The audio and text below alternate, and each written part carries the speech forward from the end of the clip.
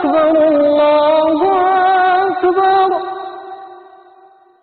أشهد أن لا إله إلا الله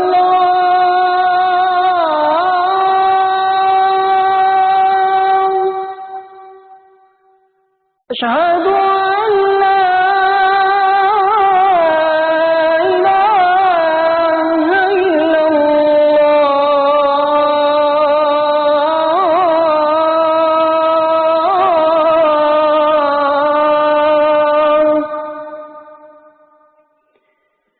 أشهد أن محمدا رسول الله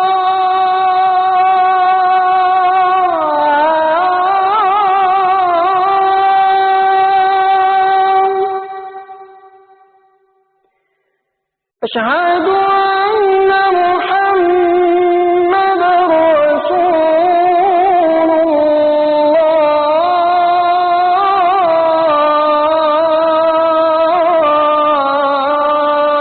الله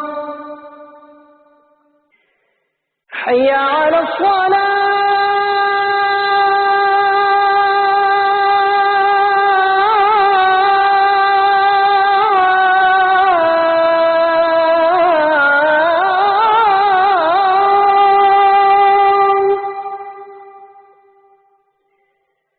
حي على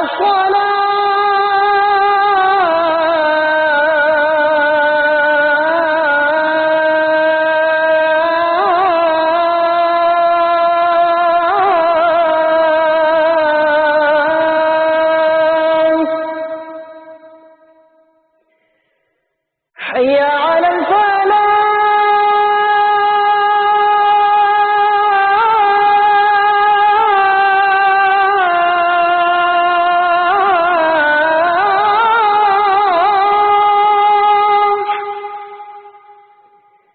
حي على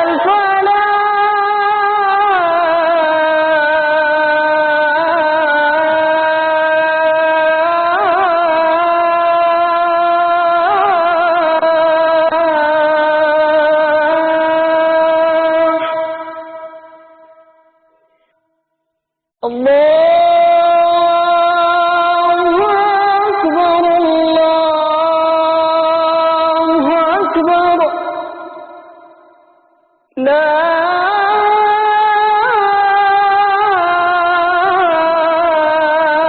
إله إلا الله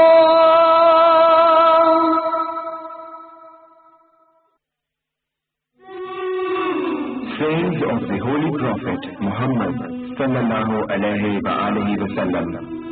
He who does not respect elders, does not have mercy on children, does not commend what is good, and does not forbid what is evil, is not one of us.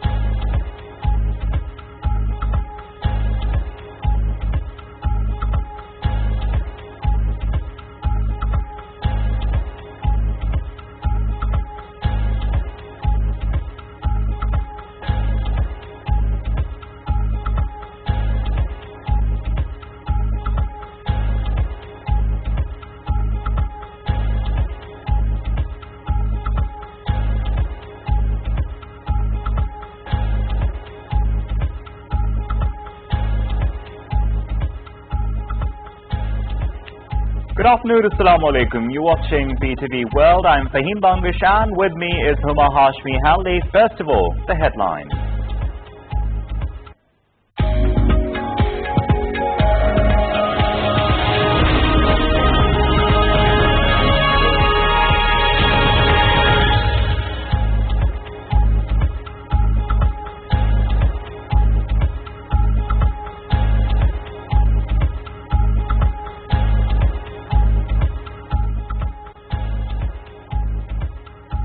President Dr. Arif Alvi promulgates the anti-rape ordinance to provide speedy justice to the victims and give exemplary punishments through special courts. Under the ordinance, revealing victims' identity becomes punishable offence.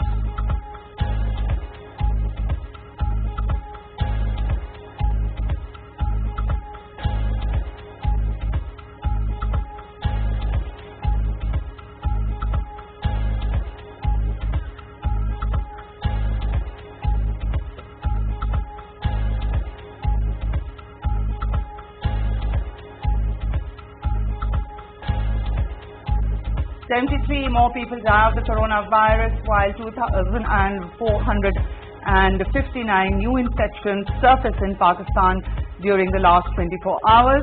The number of active cases in the country now stands at 48,000.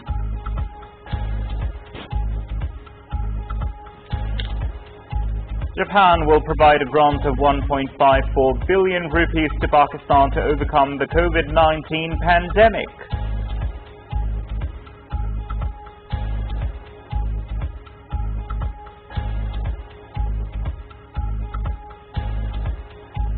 Deputy Governor of Kabul province and his aide killed in a bomb blast in the Afghan capital.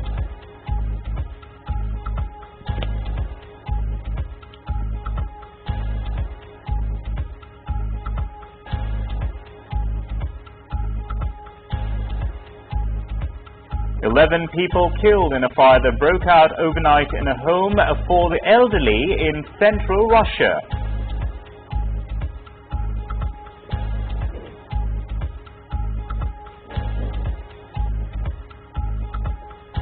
A Japanese man who murdered 9 people after contacting them on Twitter has been sentenced to death in a high-profile case that has shocked the country.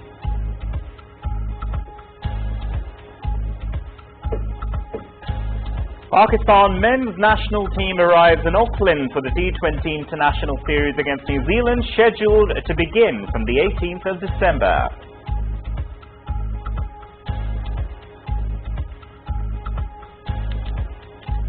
The final of the Lanka Premier League will be played between Jaffna Stallions and Galle Gladiators tomorrow.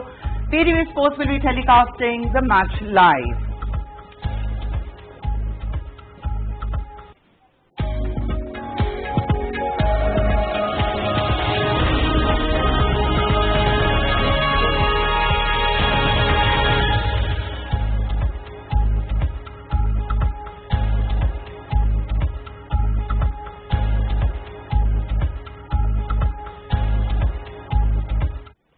And now for the news in detail.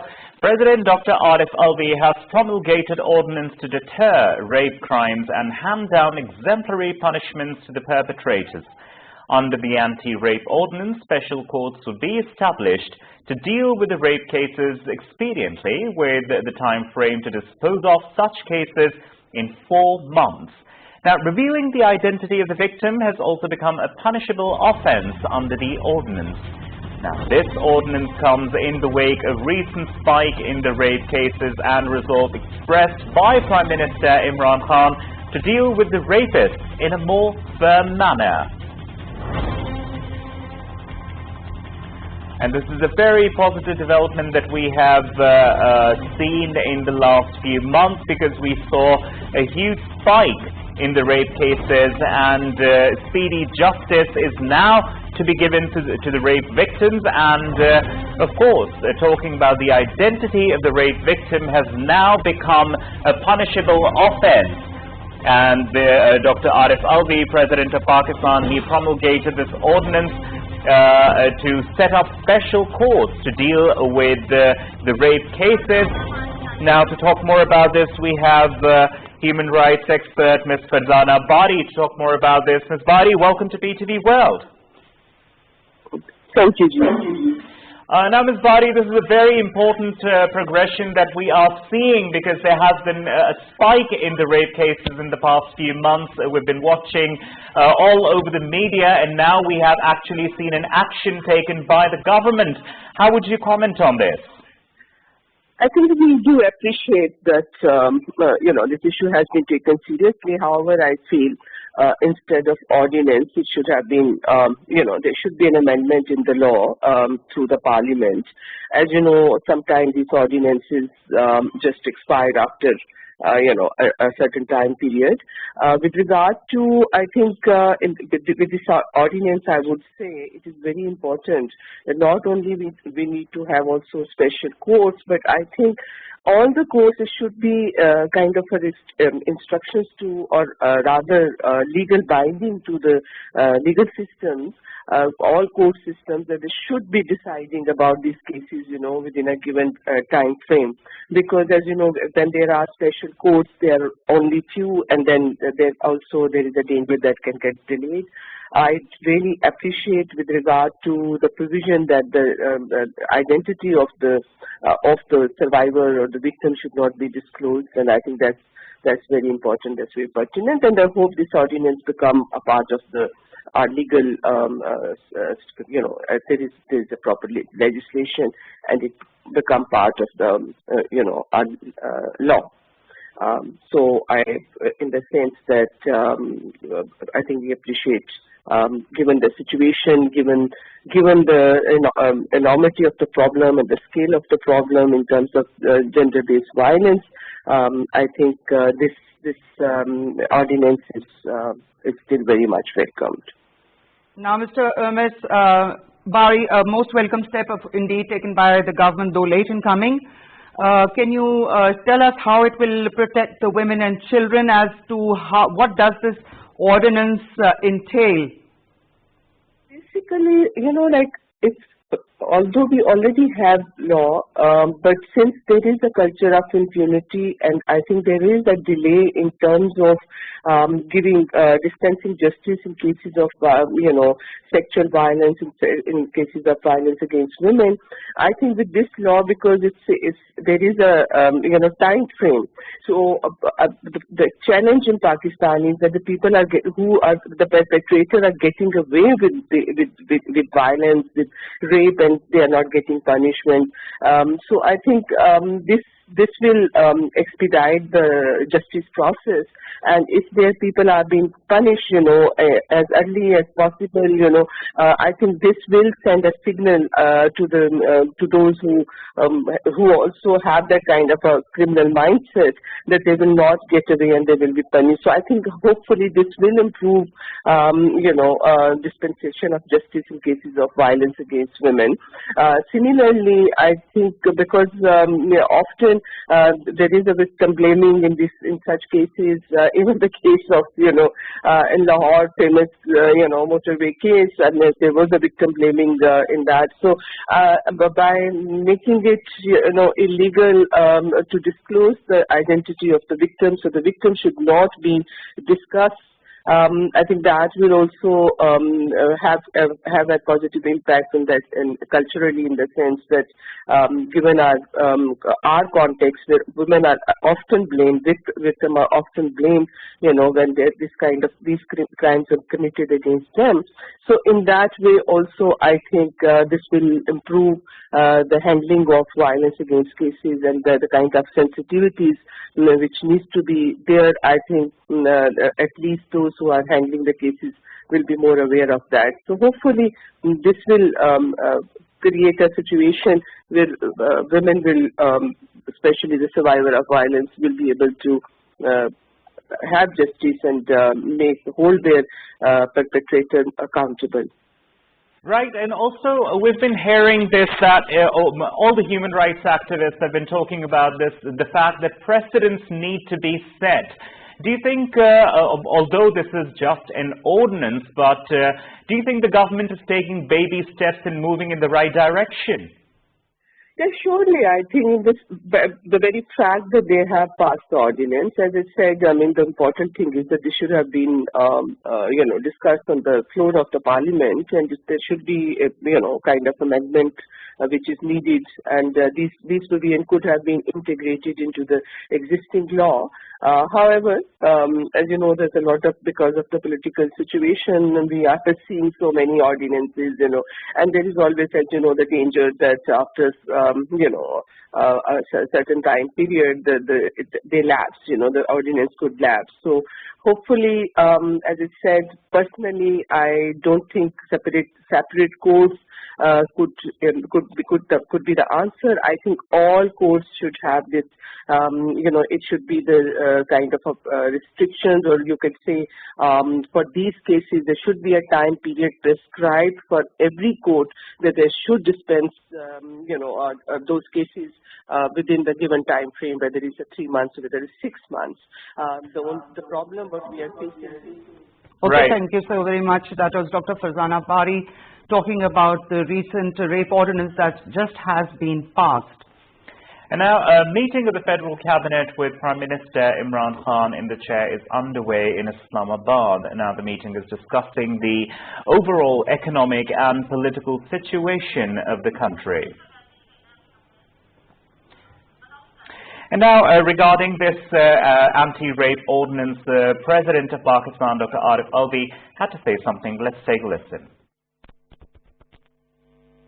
Of whatever has been happening in India, which has been anti-Muslim, which has been anti-minorities, not only Muslims but all minorities. In fact, there was some Christian conversion in some villages, and there was a severe reaction.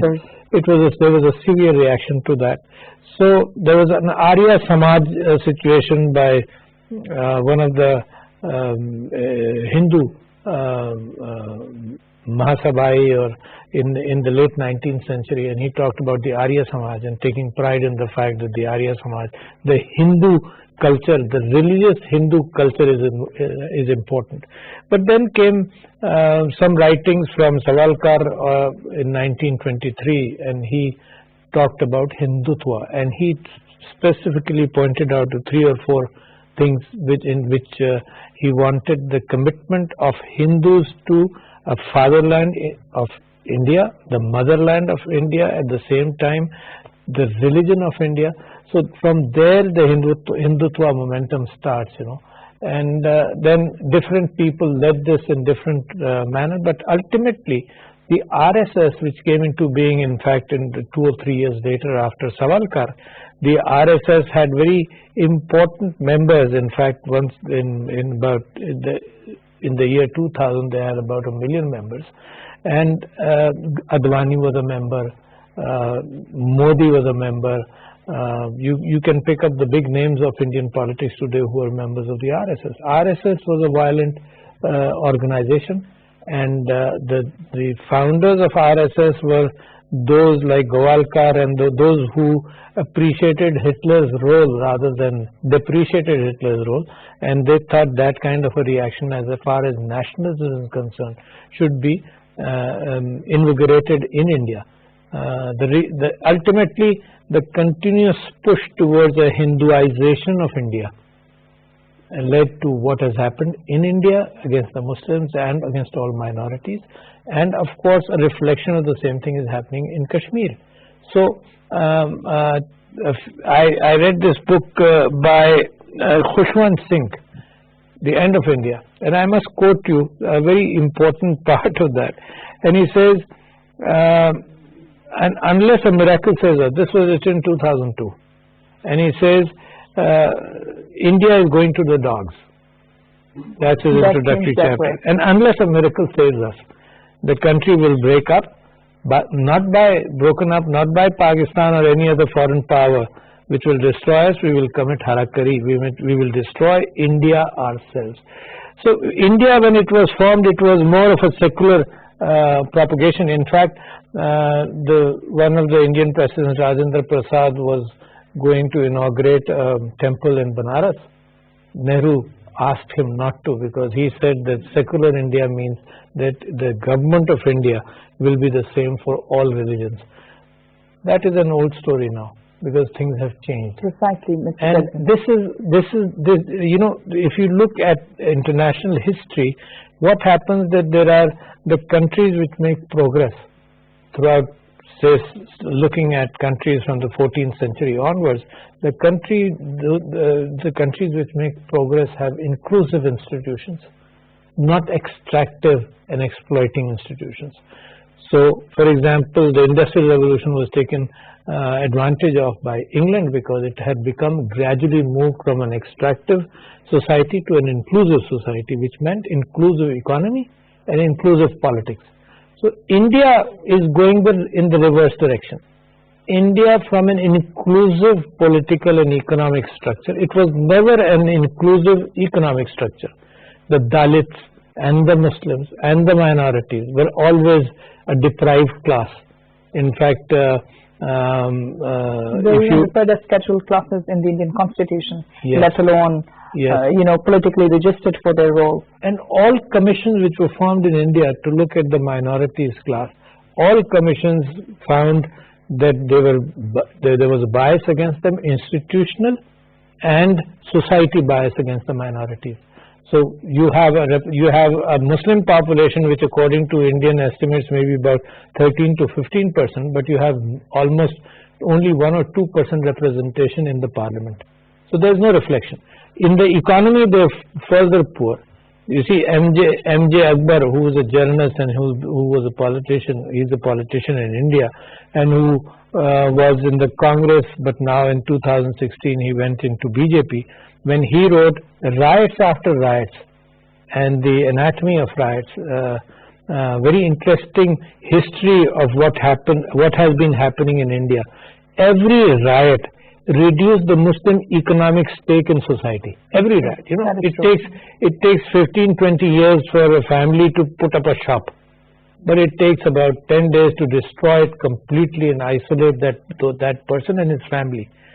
So the deprivation in India, so what I am saying is in India, economic inclusion was never there. There was a semblance of political inclusion, where Abul Kalam Azad talked about the fact that the Muslims in India, we will get stronger and we will amalgamate into society. That was a dream. It actually never came through. You may have isolated incidents, one president of India being a Muslim or some ministers being Muslims, but incorporation of the entire society never happened. I think you raised a very important point, because even right now under the BJP government, they don't even have one single Muslim representative which was under the political tutelage. Imagine how can that happen? So what is happening is, what I am saying is, this is a decay in India. This is a consistent decay. And what Pakistan has learned over the last 30 or 40 years, when we went through polarization, we went through terrorism, we saw that society can be broken apart. Pakistan had the bitter lesson of what was done by India as far as East Pakistan was concerned. We learned from that also, and we learned from recent 3 or 4 decades of our own history.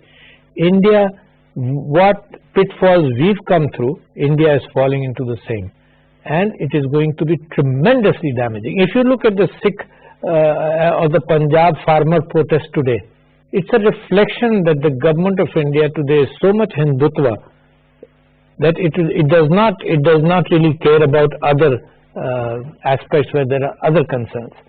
And the Citizenship Act, of course, yes, the fact that there was a registration act in Assam. Yes, and it's now spread all over India for all yes. Muslims. And on the sidelines of Baku, I met Her Excellency Sheikh Hasina Wajid, and we talked about the registration of Assam Act. At that stage, she felt that it will not affect the Muslims too much, but actually it did finally. After the CAA. Yes, and it affects the Bengali Muslims much more than any other Muslim, the registration of Assam Act. So all these efforts, you see, if the lead towards genocide, or when you isolate populations and then you go to genocide, happens through these measures where in society they're criminalized, they're isolated, their living is limited to certain areas.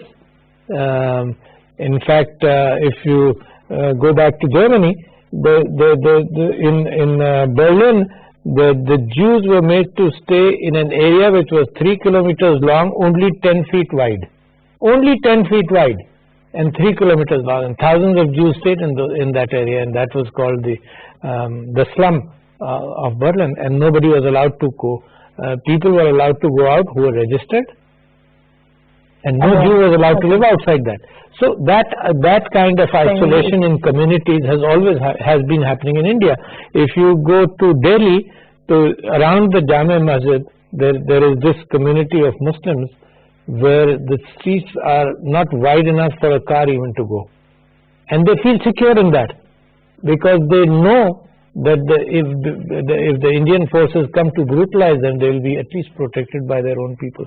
So Indian society is actually falling apart. I don't know, and there are no signs. Very good authors like I mentioned, N.J. Akbar wrote Riots Upon Riots, and a very comprehensive book on riots upon riots. The fact that Rana Ayyub, a social media activist, who talks about Muslims in India. She wrote on the Gujarat files because she suffered, her family members were killed during the Gujarat riots, and she talks about the fact that the way the commissions were appointed, the way the Gujarat riots were dissected, the actual promise was made to them that don't worry, in 2 or 3 years we'll change the judiciary. All those who were in jail, nobody was taken to task. And this gentleman, Khushwant Singh, writes about the Sikh riots in Delhi. And he talks about the fact that all the criminals who were responsible in the Congress party leading the Sikh riots in Delhi after the killing of Indira Gandhi, all of them, every commission called them that they were innocent and they were free, and nobody was prosecuted at all. So this is a complete state a sponsor of terrorism and isolation of minorities. So what happens in Kashmir is a continuation of the same thing. Mr. President, I'm really pleasantly surprised that you are painfully aware of what's going on in India, and you've just given a great background to it. So you seem to be aware of the situation. And you mentioned the riots, and they were Citizen Amendment Act led to riots in India. Where millions of Muslims were affected. They were in detention centers. So now, as President of Pakistan, what will be the role of Pakistan? Where can we raise our voice? It is state-sponsored terrorism against minorities, and a large number of these minorities, Muslims, who are directly affected and will be affected in coming days. We don't see a stop to this atrocity. So what will be your role or Pakistan's role to stop it? It is not a new role. It is not a new role. My father migrated from India, and he would always tell me that that when Quaid-e-Azam came to Pakistan, the Muslim League and Quaid-e-Azam personally nominated 2 people to stay back in India, to remain involved in Indian politics, to protect Muslim rights. One of them was Chaudhry Khaliq-ur-Zama Sahab, the late Chaudhry Khaliq-ur-Zama, who in frustration after 1 or 2 years of the formation of Pakistan migrated to Pakistan. The other gentleman was from Meerut, whose name was Nawab Ismail Khan.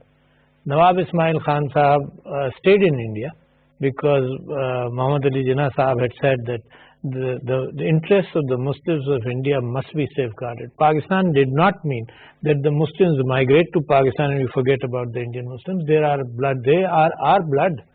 My uncles remained back in India. My aunts remained back in India. I visited India very regularly until 2014 or 15. I went to India. So the concern about the Muslims of India, in fact, in the Liaquat Nehru Pact, which happened, was that concern was shown, and Pakistan always had the right, because these are our own blood brothers. We talked about the Muslims of India. So that role is not new. That role is old. In fact, India has kept on raising walls that there can be no discussion with Pakistan and anything inside India, only because of Kashmir. Otherwise, India wouldn't have minded. But anyhow, what I'm trying to say is that the role now left to Pakistan, number one, is that priority is Kashmir. Kashmir is, and I won't go into the history of Kashmir because your listeners will be aware of that, but anyhow, we know that Kashmir should have been a part of Pakistan according to the principles of partition. True. In fact, Gurdaspur should have been a part of Pakistan. True. It was specifically carved away from Pakistan to allow India to access Kashmir. That was the mischief which happened against Pakistan. And I remember reading a book. I don't remember the author, but I will remember the author also in a few minutes. Probably Justice Munir wrote a book, From Jinnah to Zia. And in that he talked about the fact that when the Sir Zafrullah, who was a member of the Boundary Commission, and some other members came to Quaid-e-Azam and they said that the boundary as is being defined is very much against Pakistan's interest. That the small part of India which linked India to Assam on the north of East Pakistan, below Nepal, was a Muslim-dominated area, but it was given to India just to give access. Similarly, the Gurdaspur issue was brought to Quaid-e-Azam by Sir Zafrullah Khan, and Quaid-e-Azam said that I want Pakistan at any cost. Those were the words quoted in the book, and if we delay it, there might be more mischief. So we want Pakistan at any cost. What happened? That mischief is being played against Pakistan all the time. Pakistan talks about what was settled according to United Nations resolution between Pakistan and India and the United Nations. And in line with the partition plan itself. In line with the partition plan, but the decade of the 50s was a decade of hope with the United Nations.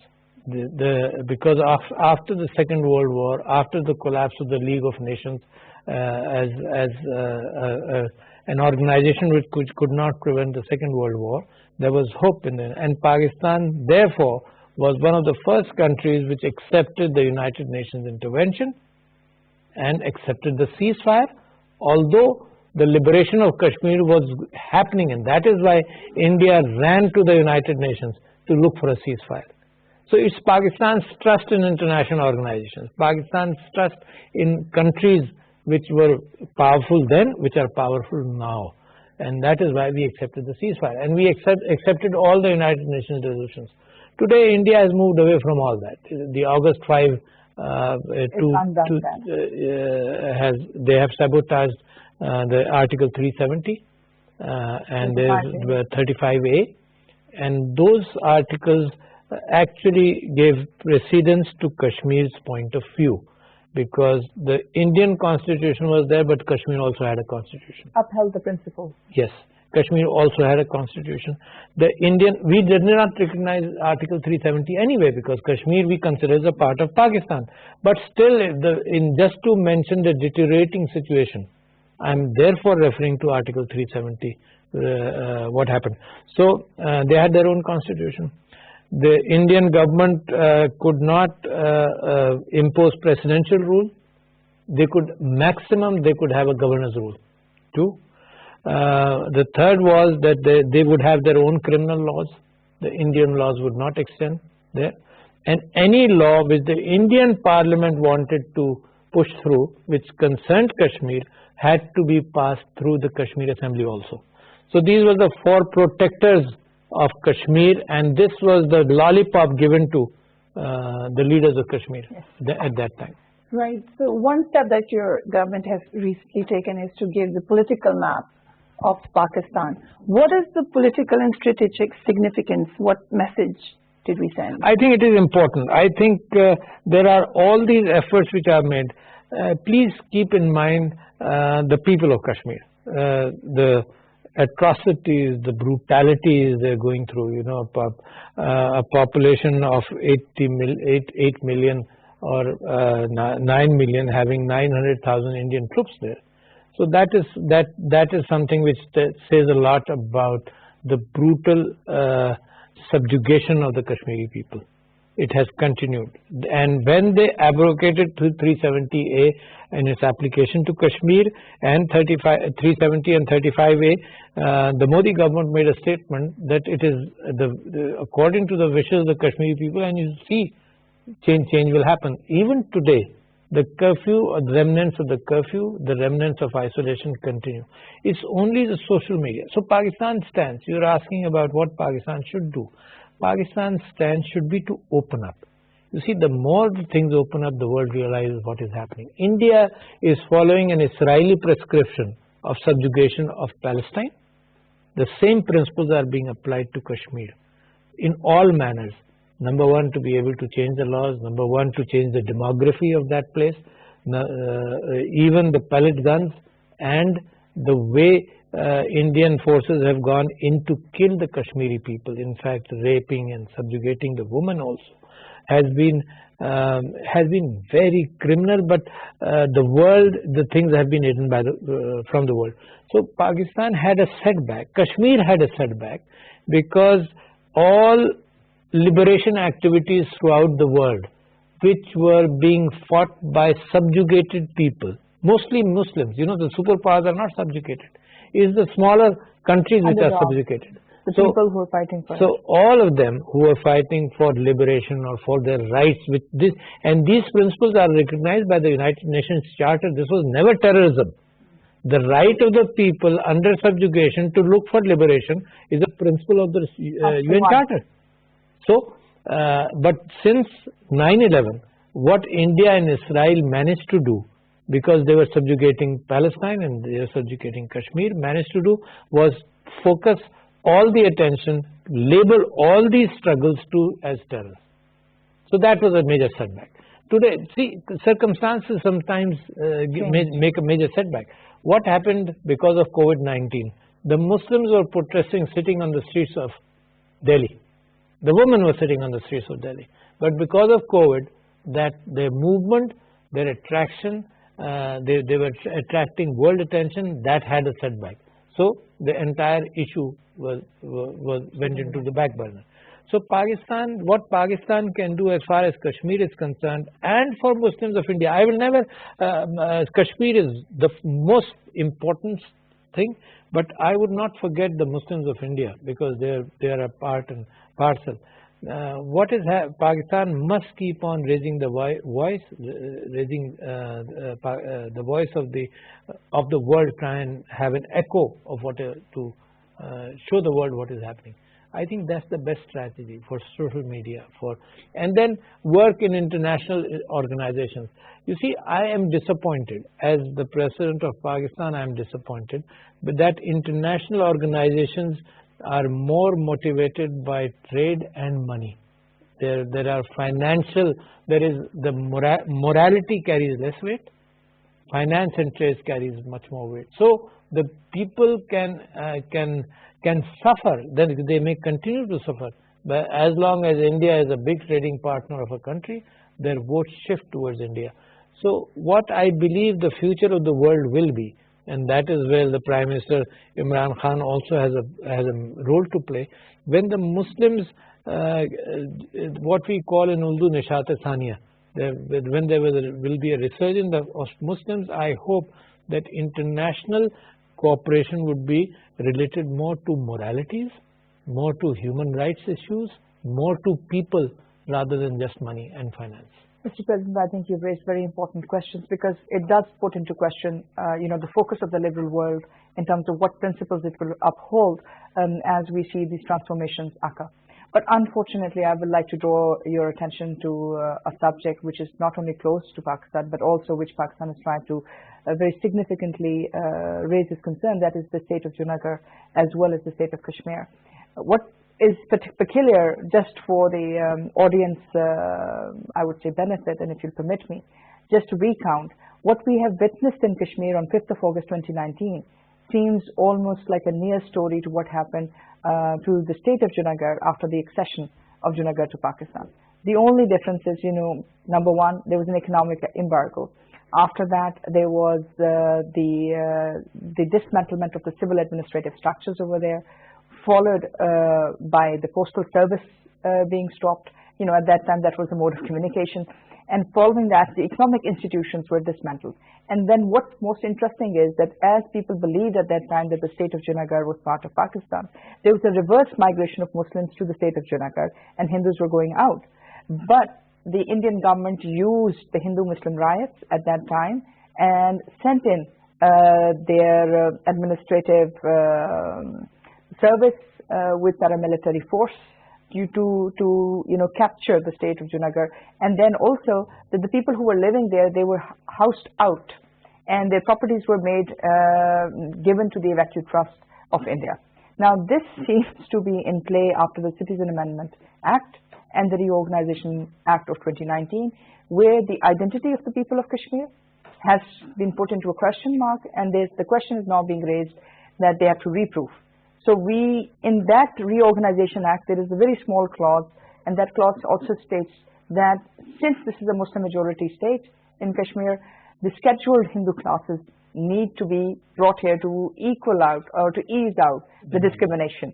So we fear, and there is international concern by international bodies which are looking at Kashmir, that if there is the preset of Hindu-Muslim riots which are seen in Kashmir, and they are used to re-engineer a solution in Kashmir, what do you think will be Pakistan's response? I think this is happening already. What is happening already, according to the Article 370 and 35A, people of outside of Jammu and Kashmir could not buy land and property in Kashmir. That was one protection, not to allow change of democracy. And that was, again, like I said, the lollipop given to Sheikh Abdullah.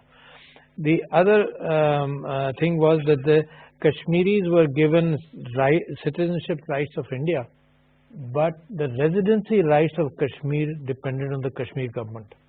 So that was the second protection. All these protections have been done away with, and with the intent to bring a demographic change, and to say that the increase in the number of Hindus will result in more emancipation or more trade has not happened in India as far as the Muslim minorities are concerned. Has not happened. You see, the majorities of Hindus, but the Muslims are further deprived because of that majority. So in Kashmir, the reverse argument cannot work. That but Mr. President, there is a fear that the same clause, the same sequence of events may be unfolding in Kashmir, except that they want to push the Kashmiri Muslims to the detention centers. Because now the condition which has been placed on the Kashmiris is that they must accept Indian citizenship in order to stay there. And if they fail to do so, they'll be sent to the detention centers. And since we have no swapping agreement or no swapping treaty, which is between prisoners held in India and prisoners held in Pakistan, so the question will become that what will you do of these millions of people who would be placed into these detention centers without any legal rights, without any access to legal resource, and furthermore, without any identity. They will be made identity-less. True. So, in that case, this can be a regional catastrophe. If you remember the Citizenship Act and the Assam Registration Act, the claimed working of that act by India was that for Hindus, because you're a Hindu, you are a resident of India, you're a citizen of India. If you're a Muslim, then you will have to show whether you had property. And imagine poor people have no property. 12 years. Yes, they have no property. You see, to be able to say that to Indian citizens, I think 70% or 80% of Indian citizens may not remain Indian. If you ask all of them, ask all of them that you bring us some property documents in the last 10 or 12 years. So it's a major way of discriminating against a community by asking them certain things, which they cannot. Even your own population, your own Hindu population cannot get those documents. So your own Muslim population also cannot get those documents. So all these mischievous efforts will continue in Kashmir. The hope is that India, by its undoing of 370, has increased international consciousness of what is happening. The hope is that the incoming President of the United States, Joseph Biden, has talked about that we are watching and we are seeing, including the Vice President. She has made a statement that we are watching what is happening in Kashmir. The hope is that the Organization of Islamic Countries has given a statement very recently, and I appreciate the Organization of Islamic Countries that it has been siding with the Kashmir issue consistently and continuously. The hope is, which is a very distant hope, that India itself realizes, it cannot really happen in my lifetime, that India itself realizes that there must be a solution to Kashmir. The kind of government, the kind of the conviction they have, and the history which they themselves have lived is so anti-Muslim that I can't believe the fact that they will have a change of heart. So what comes out of India is something which I don't believe can happen. But what I'm afraid of is the Muslims of India will not take all whatever is happening quietly and sustain the level of cooperation which they are doing right now. I am afraid of that. The Muslims may react, and then the blame comes back to Pakistan. So we face that situation anyway. We don't do anything, but we get blamed for whatever happens in Assam or Tripura or Nagaland. You see, the ISI gets blamed for whatever happens. Sure. So I think the Muslims may not take this lying down. I hope there remains peace in India. I underline that because I don't wish that happens, because the tensions between Pakistan and India will further increase, because the blame would come to Pakistan for whatever is happening. But the Muslims have struggled. Muslims have been given the right from their faith to struggle, and I hope and I pray that they democratically continue to exercise that right, so that situation between Pakistan and India doesn't get worse. But that, I predict, it's a matter of months, if not years, that kind of reaction we'll see start happening. Mr. President, can I ask you a straightforward question? She just explained what's going on in Junagadh. You explained what kind of Nazi-like regime it is in India at the moment, BJP-led, RSS-led government. And it seems like that possibly it is time for Pakistan now, not just to claim Jammu and Kashmir, but also Junagadh, because the atrocities are happening. They are similar. They massively, minorities are being affected. Most of them, as I said earlier, Muslims. So isn't it time to assert ourselves on? I think the new map which Pakistan gave includes that fact. And in fact, when you talk about Junagadh, you should not forget Sardargarh and Manavadar. So yes, you must. These were adjoining states, princely states next to Junagadh. And I remember when these people migrated back. In fact, some of these people were my patients too. The Nawasa of Junagadh and the Nawasa of Sardargarh. So I remember them, and I remember the pain which they were going through. And I believe that Pakistan's statement regarding Junagadh and Manavadar has a lot of weight. I think Hyderabad is another example of what happened there, because it was a princely state led by Muslims. Of course, it had a Hindu majority. So historically, India was allowed to take over Hyderabad itself. But again, according to the principles of partition, it could not have taken Hyderabad also, because it's a princely state, just like Jammu and Kashmir. With a majority of Muslims, when India can have that argument because it acceded to India. So it cannot have a reverse argument as far as Hyderabad was concerned. So India, logically, India has no grounds. It's just a vicious, hegemonistic design, belligerent. I would add the word belligerent because of Indian attitudes. They have continued, they have insisted on these false arguments, and they continue to do so. But you cannot suppress people. In fact, if you look at examples throughout the world, I gave you the example of the Jewish ghettos in Germany. You could not, the Europeans could not suppress the Jewish people, despite what they did for hundreds of years, not decades. The Kashmiri issue is 7 decades old. In fact, it is older than that because of the Dogra Raj and because of all those subjugations. But still, the Jewish population in Europe could never be suppressed. It's the Muslims which protected Jews when they were in Spain. It's the Muslims which gave inclusion, had inclusive governments with Sultanate Osmania. It had inclusive governments when the Jews were included in decisions of the state. But at that time, Christian Europe was so anti-Jewish. In fact, if you look at the writings of Martin Luther, the Protestant church established on Martin Luther's writing, and all writings were anti-Jewish at that time. So the reflection came. See, so whatever Hindutva writings happened and Arya Samaj writings happened, the reflection then comes towards extremism. When people read upon those, they react by not with arguments, they react with knives and guns and emotions. So that is what is happening in India. India is a classic case where Pakistan has been warning the world that this would lead to genocide. All the ingredients exist. The same ingredients what happened in Europe against the Jews, the same ingredients exist in India today. So Pakistan has been wise in warning what is happening.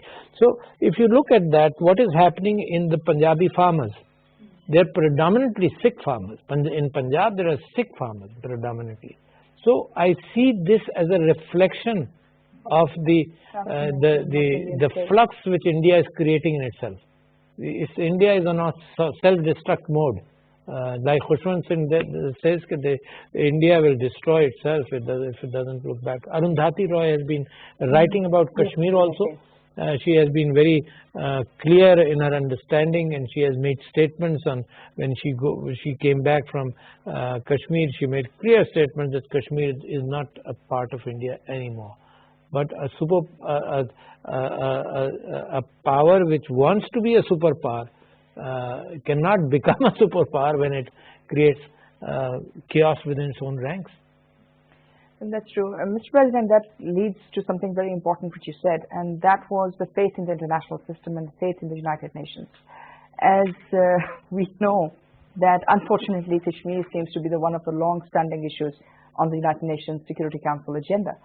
That said, we see no progressive movement on that issue, despite the fact that in February 2019, we saw escalation, not only in the conflict dynamics, but we also saw a real possibility of war. Now, this is something which is happening on the international border, that's something happening on the line of control, and the excesses remain to be a live phenomena, which the two countries are facing.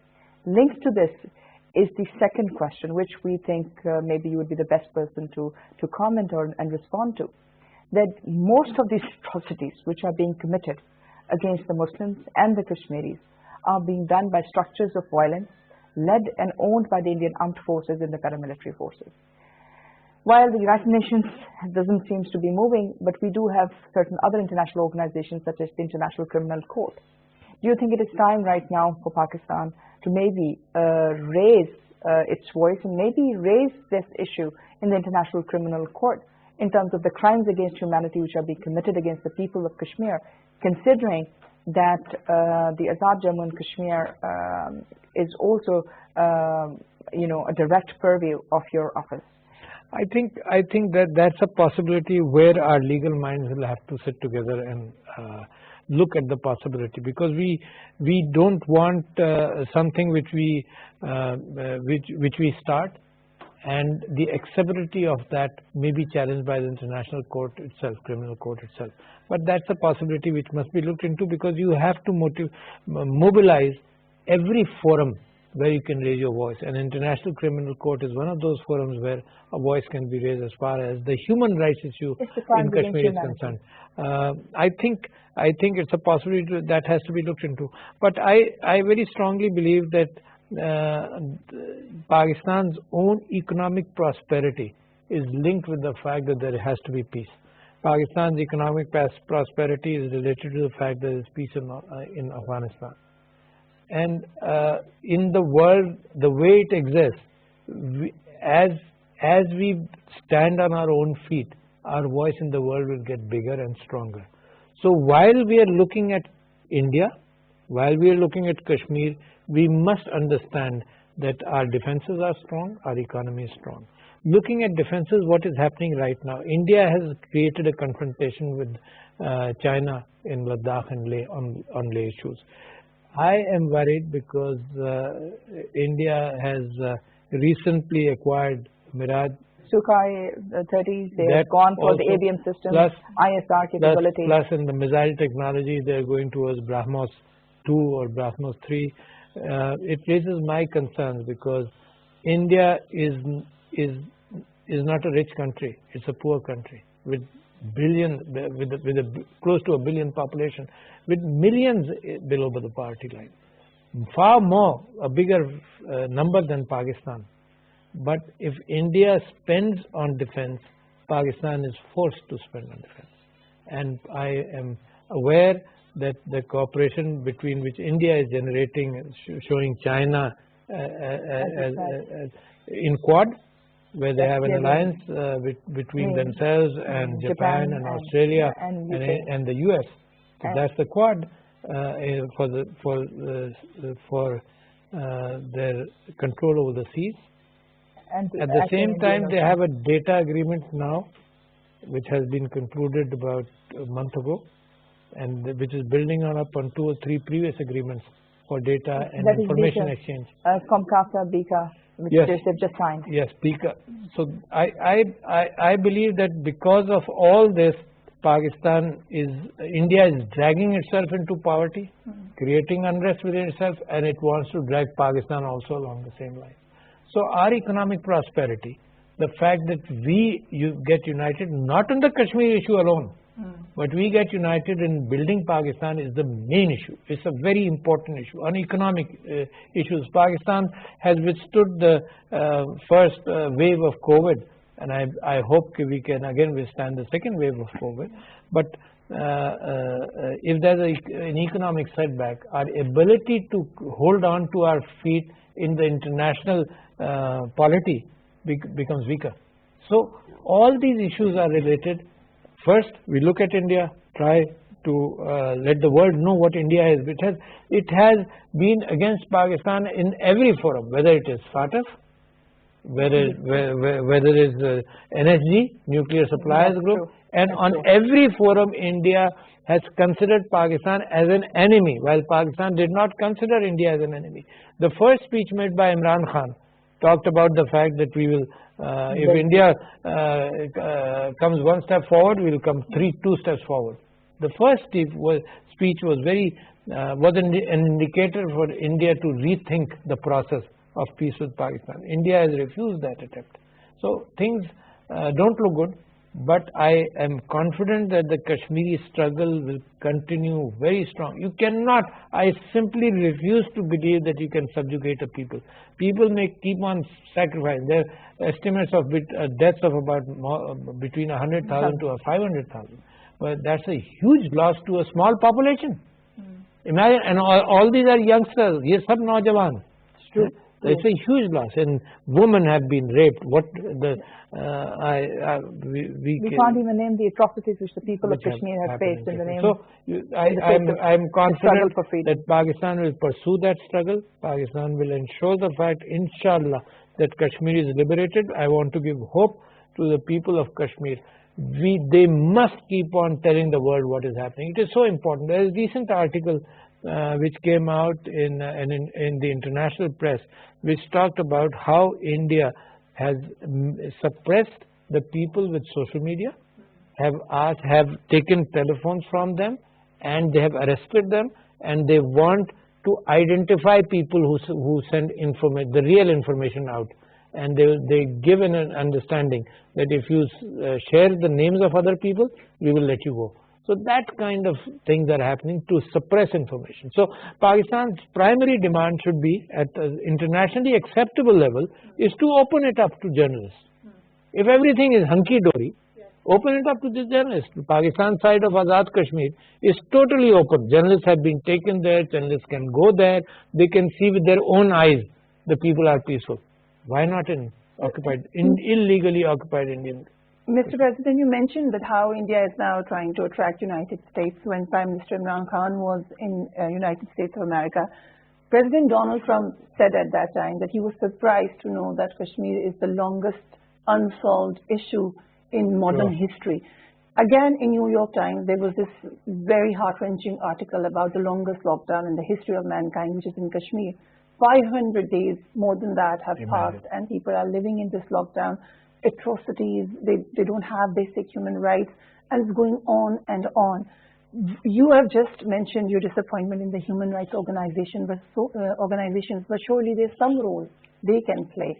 And you mentioned journalists visiting Azad Kashmir. I've personally been to LOC. I've seen the sentiment in the eyes of the public. I was there when the Prime Minister was there. He was requesting the public to hold their sentiments. You just talked about brothers living across the line. These are brothers there. How will government of Pakistan or state of Pakistan stop this sentiment? Can we stop them? I mean, for how